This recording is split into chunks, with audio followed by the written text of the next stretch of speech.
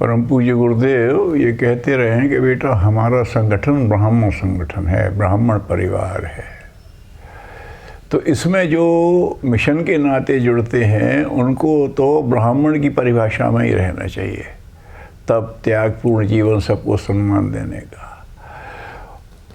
फिर ऐसे उन्होंने कहा कि फिर वो आप उनको दूसरे कह सकते हैं। अब जैसे हैं बहुत संपन्न लोग हैं, वो संपन्नता से रहेंगे, तो उनकी वो श्रेणी नहीं है,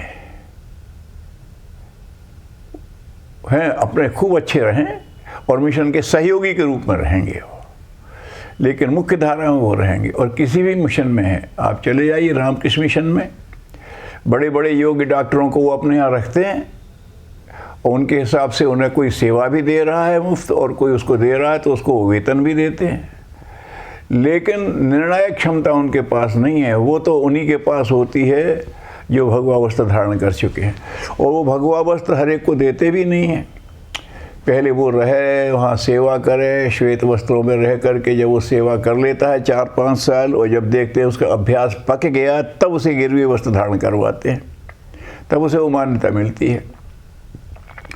अब गुरुदेव के में किया जाए तो गुरुदेव का जन अभियान है, तो गुरुदेव ने ये कहा था पीले वस्त्र धारण करो, लेकिन जब तक तुम वस्त्र धारण किए हो तब तक पीले वस्त्रों की मर्यादा बना के रखो।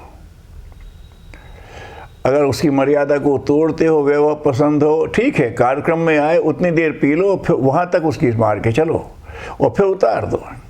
अपने कार्यकर्ताओं से भी कहे, जो समयदानी आते थे तो उनसे ये कहते थे बेटा जब तक तुम पीले पोशाक में हो तब तक उस पूरे संयम का पालन करना जो करना चाहिए, और अगर मन हो तो फिर उसके बाद अपने कपड़े उतार दो, जाओ साझा कपड़े पहन के जाओ, वहाँ पे कुछ भी करो बारात में।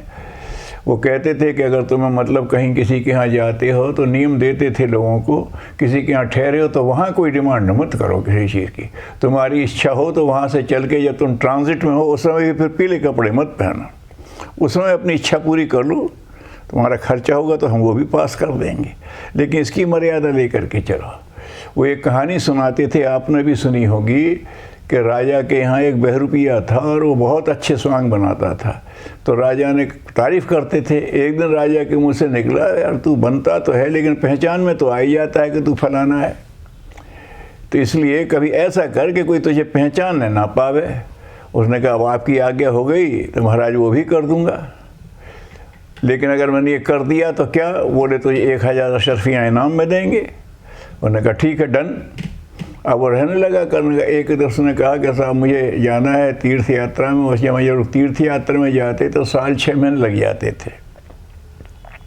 बोले गांव में भी कुछ काम है तो मैं लंबे समय बाद लौटूंगा। ये कह के वो चला गया, राज ने भी दे दिया ठीक है। अब उसके बाद क्या हुआ कि कुछ दिनों बाद लोगों ने कहा कि नगर के बाहर एक बड़े अच्छे साधु आए हैं, बड़े निष्प्रह हैं और कुछ लेते ही नहीं हैं। उनकी प्रतिष्ठा खोली, एकदम वीतराग उपासना में रहना, भजन गाना, जो आए उससे करना, कोई दे तो करना। बेटा हमारा आज के भोजन की व्यवस्था हो गई, अब नहीं चाहिए। ये बात सुनी तो मंत्री से कहा, राज परिषद के लोग ने, उन्होंने कहा सर वाकई बहुत अच्छा त्यागी महात्मा है। तो उन्होंने कहा मैं भी दर्शन करने चलता हूँ। तो वो दर्शन करने गए तो राजा अपने ढंग से भेंट लेके गए। राजा का जो स्तर था तमाम पैर चढ़ावा तो उन्होंने किया। तो बोले महाराज आप आए चल करके बहुत अच्छा लगा, आप तो बड़े अच्छे राजा हैं, आप प्रजा का बहुत ध्यान करते हैं, इसीलिए तो मैं आपके राज्य के निकट ठहरा हूँ। तो उन्होंने कहा ये भेंट स्वीकार। बोले भेंट मत दीजिए, फिर ये आप दे दोगे कीमती चीज़ें, फिर इनकी सुरक्षा के लिए सैनिक खड़े कर दोगे, फिर लोग वो आएंगे, फिर वही दुनिया बन जाएगी, मैं एकांत मेरा समाप्त हो जाएगा।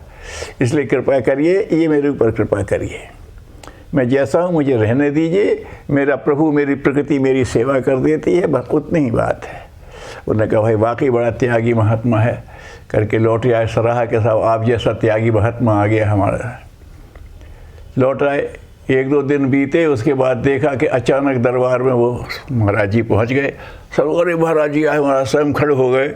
तो पास में आए, हंसे, बोले महाराज मैं कोई संत नहीं हूँ, आपका वही बहरूपिया हूँ फलाने नाम का। अरे तू है? उन्होंने कहा महाराज आपने कहा था ना कि ऐसा कुछ करके दिखा कि लोग पहचान ना पाएँ। तो देखो ये आपके नगर वाले भी नहीं पहचान पाए, आपके राज्य परिषद के लोग भी नहीं पहचान पाए, मंत्री जी भी नहीं पहचान पाए, महाराज आप भी नहीं पहचान पाए। हाँ, बोले पहचान तो नहीं पाया। बोले तो लाइए मेरा इनाम 1000 अशरफियाँ।